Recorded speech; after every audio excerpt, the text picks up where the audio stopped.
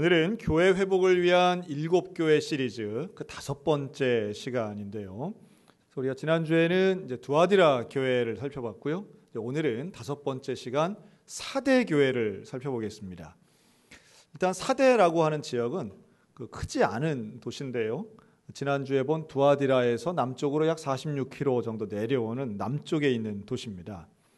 사실 여기가 그렇게 유명한 게 별로 없는데 다만 이 도시에 사대의 별명이 하나 있습니다. 황금의 도시라는 별명을 가지고 있다 그러죠. 왜냐하면 여기가 이제 고대 도시 리디아라는 왕국의 수도였는데 이 리디아 왕국은 거의 전설 같은 얘기인데요. 뭘로 유명했느냐 하면 인류 역사상 처음으로 금을 가지고 동전을 만든 왕국으로 유명한 겁니다. 어떻게 금을 가지고 소위 말해서 금화를 만든 거죠. 최초의 금화를 만든 지역이다. 그러려면 뭐가 나야 돼요? 금이 나는 거죠. 그래서 주로 사금이 많이 나는 이런 지역이기 때문에 외세 공격이 이제 있었고, 하지만 그걸 지킬 수 있는 이제 지정학적인 유리한 계곡이 깊고 입구가 좁고 이래서 수비하기 좋았다. 이제 이런 기록들도 있습니다.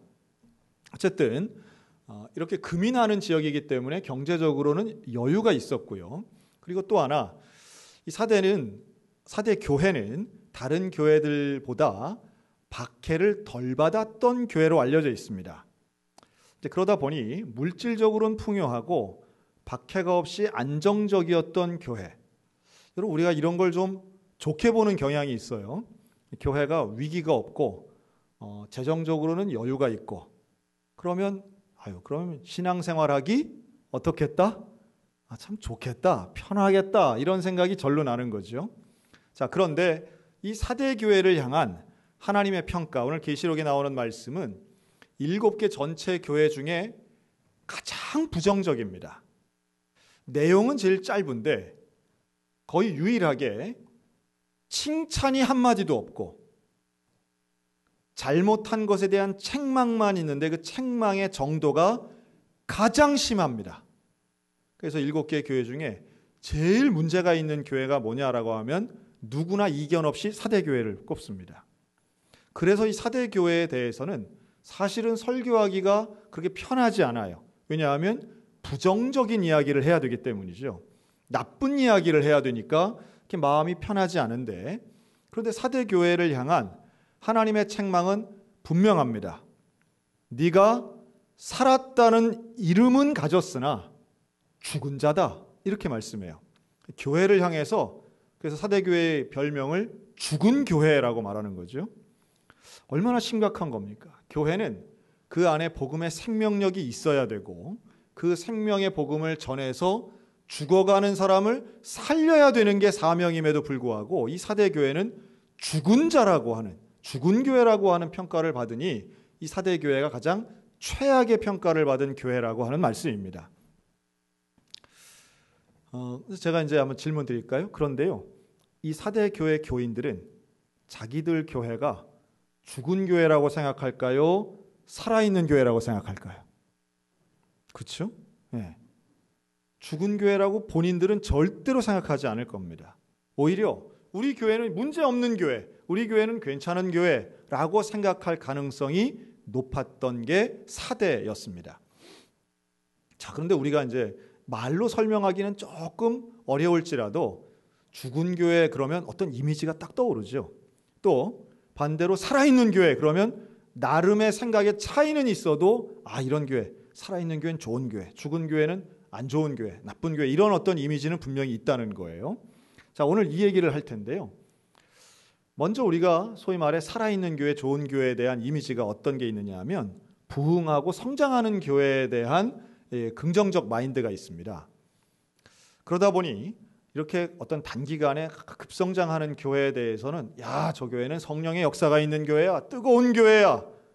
되게 그런 교회는 뭐가 크냐 하면 아멘도 큽니다. 우리가 그렇게 생각을 일반적으로 해요.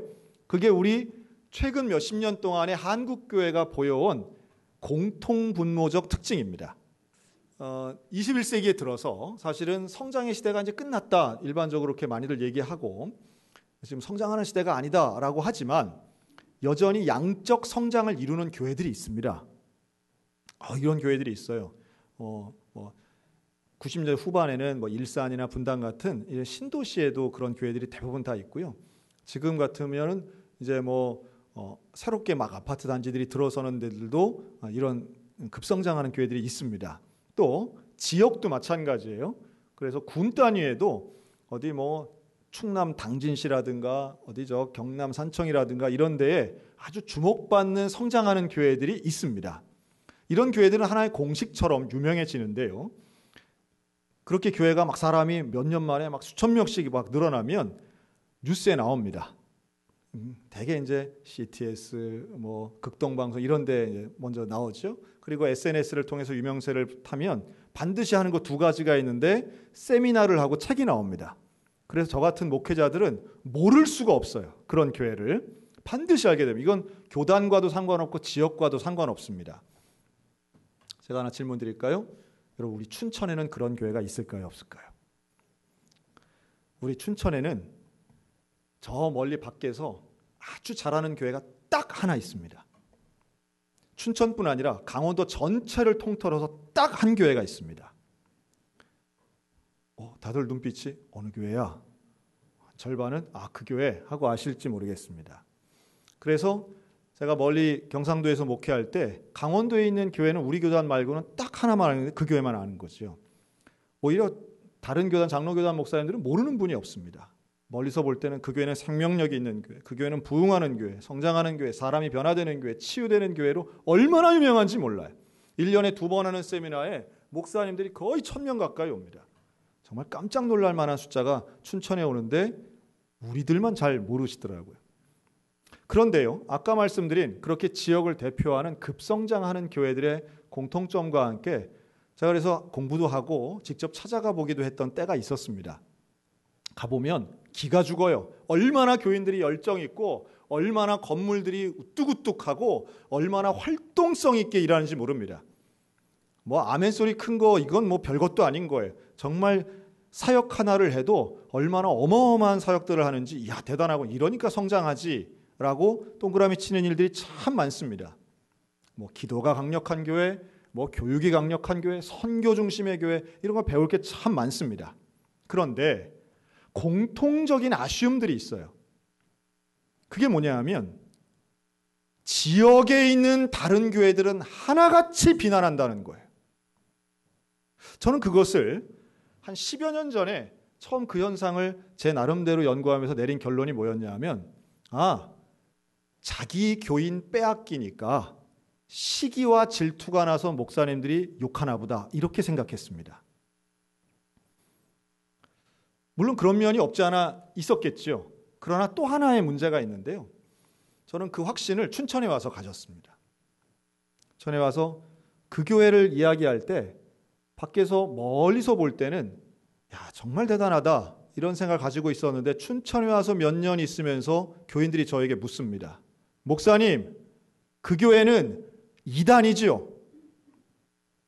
저는 그 질문을 정말 조금 부풀려서 수백 번 받은 것 같아요. 그때마다 제가 하는 말이 있습니다. 절대 이단 아닙니다. 그 교회 참 좋은 교회입니다.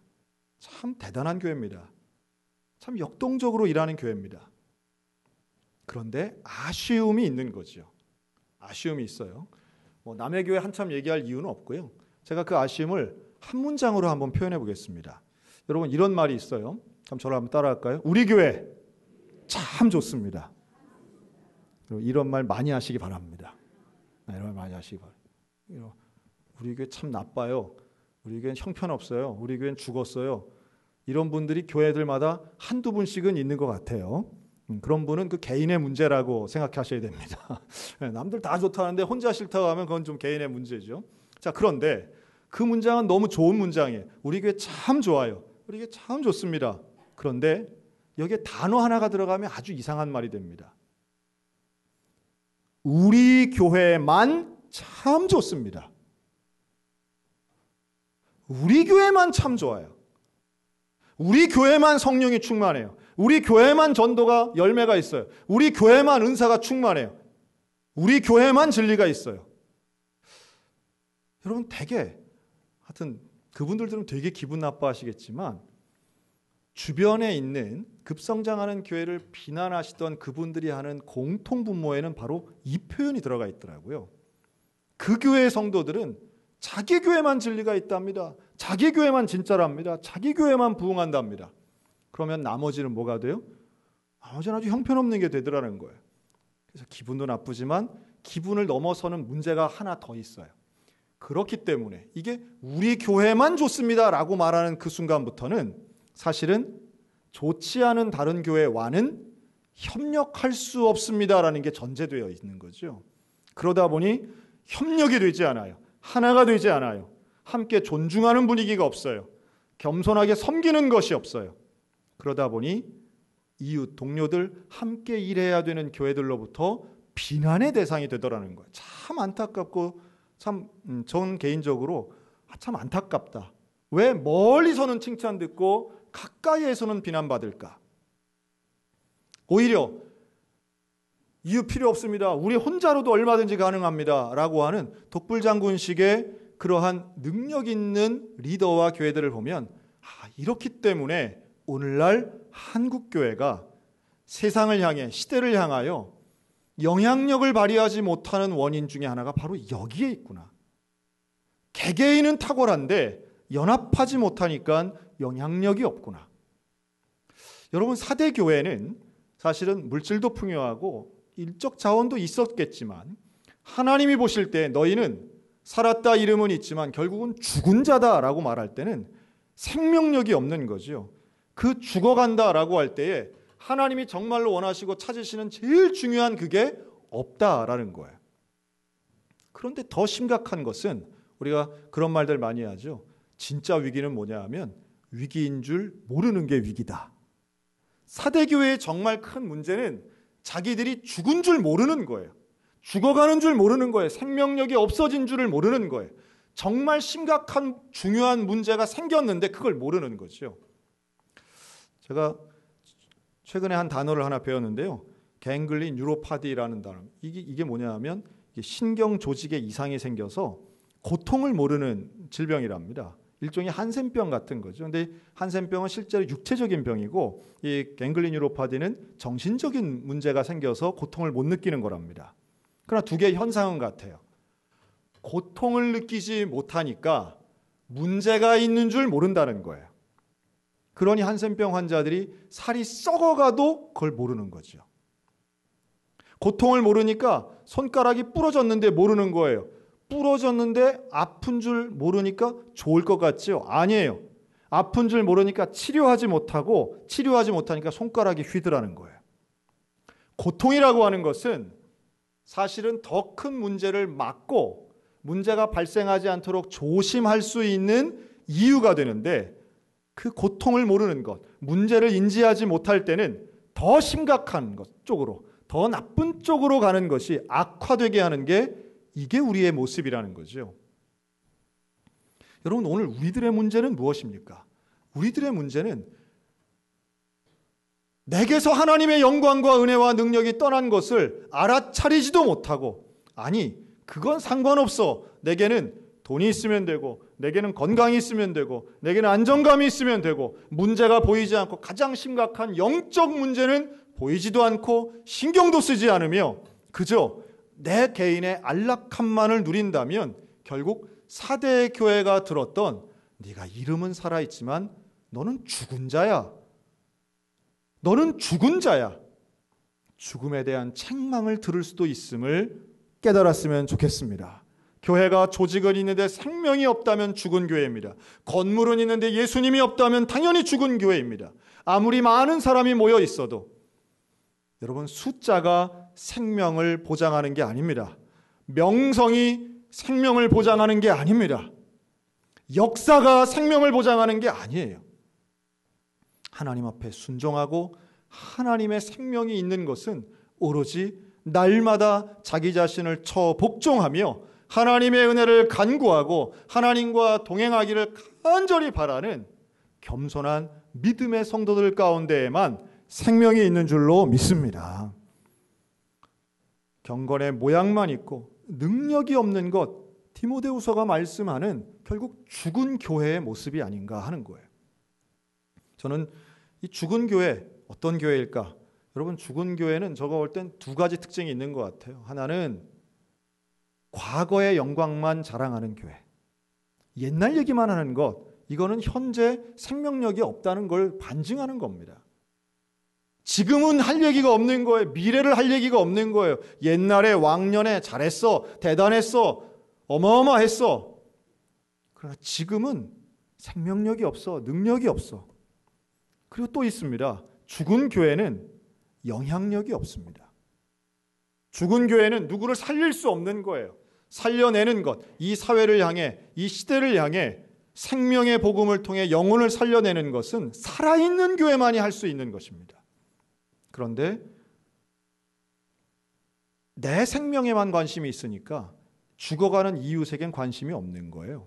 관심이 없으니 살려내지도 못하고 결국은 나만 살아있다라고 착각을 할 뿐이지 하나님이 보시기엔 너는 죽은 거야 라고 하는 책망에서 자유로울 수 없는 겁니다. 아마 뉴스를 보셔서 지금 코로나19가 이제 다시 재확산이 되는 거 아닌가 하고 이제 많이들 염려하고 걱정하실 겁니다. 좀 그런 분위기가 아주 확 읽혀집니다. 심각하죠. 또 염려가 됩니다. 또 이번 하여튼 며칠 사이에 지금 참 들리는 보도와 이런 걸 더 마음이 아픈 것은 이번 재확산의 근거가 교회다라고 아예 교회의 실명을 이야기하면서 교회 때문이다라고 하는 것은 정말 속상한 일이고 참 안타까운 일이기도 합니다. 여러분, 교회가 정치적으로 되는 것 참 조심해야 될 일이고요. 또한 교회가 그렇다고 해서 어떤 절대적 신봉을 가지고 예수 믿는 사람은 전염이 안 된다, 이런 어리석은 말로 사람들을 호도해서는 절대로 안 됩니다. 우리는 최선을 다해 방역하고 조심해야 될 당연한 의무가 있습니다. 그러나 우리가 합리적으로 생각해야 됩니다. 지금 경기도는 모든 종교기관의 시설 운영을 중지시켰습니다. 서울은 조금 다르게 여기에 대해 방역 강화 대책을 내놨는데요. 이제 3단계를 점검하면서 현재 2단계를 선포한 상황입니다. 그래서 주일 오전 예배만 지금 드리는 거죠. 소모임이 제한되고 식사가 금지됐습니다. 자, 이것은 소위 말한 수도권, 서울과 경기도에 내려진 명령입니다. 그러면 여러분, 춘천은 수도권입니까? 지방입니까? 우리는 심리적으로는 수도권, 전철이 다니니까요. 그러나 행정적으로는 우리는 수도권이 아닙니다. 자, 이 말씀을 굳이 드리는 것은 우리가 합리적 사고를 해야 된다는 말씀을 드리는 겁니다. 우리 춘천은 지난 2달간 확진자가 1명도 없었죠. 그리고 바로 엊그제 3분이 생겼습니다. 이 3분은 모두가 다 서울에 있는 그 사랑제일교회와 연관이 있으신 분입니다. 한 분은 직접 갔다 오신 분이고 2분은 그분의 가족들입니다. 그래서 이 3분 때문에 지금 현재 자가격리 대상자가 약 30여 명 발생했습니다.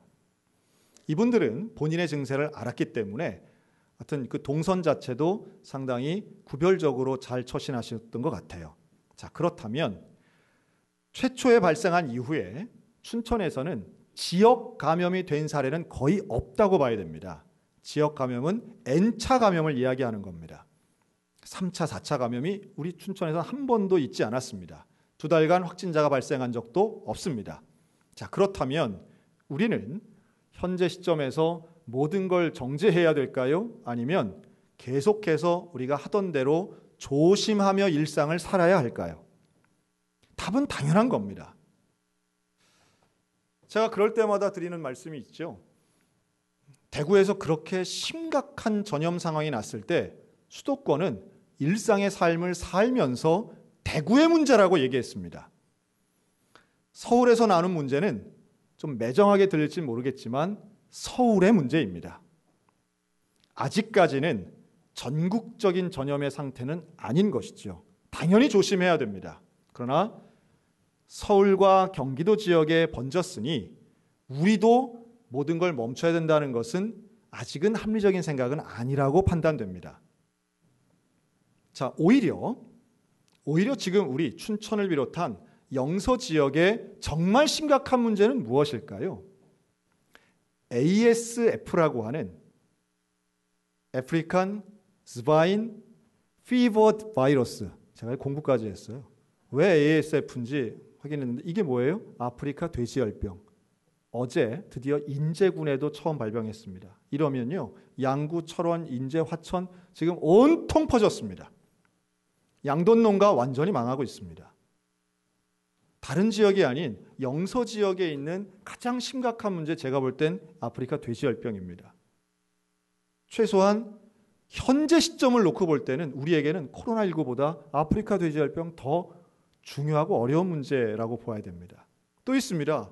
지금 철원에 계신 분들은요, 지난 주간 당한 수해 때문에 2주를 고민해야 될 상황입니다. 삶의 터전을 잃은 거예요. 그분들 입장에서 지금 마스크 끼고 지금 이럴 상황이 아닌 거예요.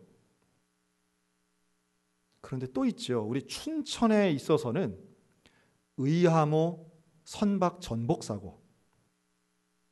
8명이 타고 있다가 한 명은 탈출하시고 한 명은 13km 떠내려가서 구조당하시고 나머지 분들 다 조난당해서 지금 4분 돌아가시고 2분 아직 실종 상태입니다. 실제로 코로나19로 돌아가신 춘천 분들보다 여러분 이번 의하모 사고가 훨씬 더 인명피해가 큽니다. 그렇다면 그 유족들까지 생각하면 우리는 그 이웃의 아픔에 더 집중해야 되지 않겠냐는 거예요. 13km 떨어져서 구조받으신 그분 춘천 순복음교회 집사님이시고요. 최초로 발견된 그 돌아가신 공무원 안디옥교회 권사님이십니다. 또 어제도 엊그저께 마지막으로 발견된 그 공무원분도 역시 순복음교회 집사님이세요. 지금 우리는 내 건강을 위한 코로나19에만 집중하고 있지만 그러나 우리 이웃의 아픔과 눈물에 우리가 무관심하다면 그건 오히려 또 다른 차원의 우리는 영적으로 죽어가고 있는 것과 같다는 거예요. 살아있는 교회, 생명력 있는 교회는 내 편안함이 아니라 이웃의 눈물과 아픔에 관심이 있는 교회인 거예요. 그 일을 위해서 함께 협력하여 겸손하게 협력해서 영향력을 끼치는 교회인 거예요. 이기적인 교회는 죽는 교회예요. 그러나 하나님의 말씀을 들고 나아가는 교회는 결국 시대의 등불이 되고 규모와 상관없이 역사와 상관없이 하나님 앞에 살아있다 인정받는 그 교회가 되어야 되지 않겠냐는 말씀이에요. 그래서 말씀합니다. 그런데 너희 사대교회가 죽은 교회이긴 한데 너희 중에 다 죽지 않고 몇몇은 그 옷이 흰옷 깨끗한 옷 입은 사람 몇몇이 있구나. 내가 그들 잊지 않겠다. 내가 그 이름 생명책에서 지우지 않겠다라고 약속하세요. 교회가 많지만 살아있는 교회 우리 예상보다 훨씬 적을 수 있습니다. 우리 교회는 하나님 보실 때에 살아있는 교회일까? 아니면 이 시대에 자기가 죽는 줄도 모르고 그저 마음 편하게 있는 교회일까? 정말 눈물이 흐르면서 마음이 아프면서 우리 교회를 위해 기도할 수밖에 없습니다. 우리 사랑하는 성도 여러분, 하나님 앞에 살아있는 교회 되도록 몸부림치고 회개가 회복되는 우리 소양교회 되시기를 주의 이름으로 축원합니다. 하나님 앞에 정결한 옷을 입는다는 건 날마다 회개한다는 것입니다. 회개는 겸손한 사람이 할 수 있습니다. 말씀 앞에 무릎 꿇는 사람이 할 수 있는 것입니다. 하나님 나를 용서하시고 하나님 나를 깨우쳐 주시고 내 건강에 집중할 때가 아니라 하나님의 마음을 통해서 하나님 이웃의 눈물에 외면치 않게 하시고 하나님의 복음을 들고 나아가게 하시고 이 시대의 흐름 속에 하나님이 원하시는 생명력 있는 교회가 되게 해달라고 기도하며 회개하며 오늘도 살아있는 교회, 하나님께 칭찬 들을 수 있는 교회, 책망이 아닌 칭찬 듣는 살아있는 교회, 영적으로 깨어있는 저와 여러분 다 되시기를 우리 주님의 이름으로 축원합니다.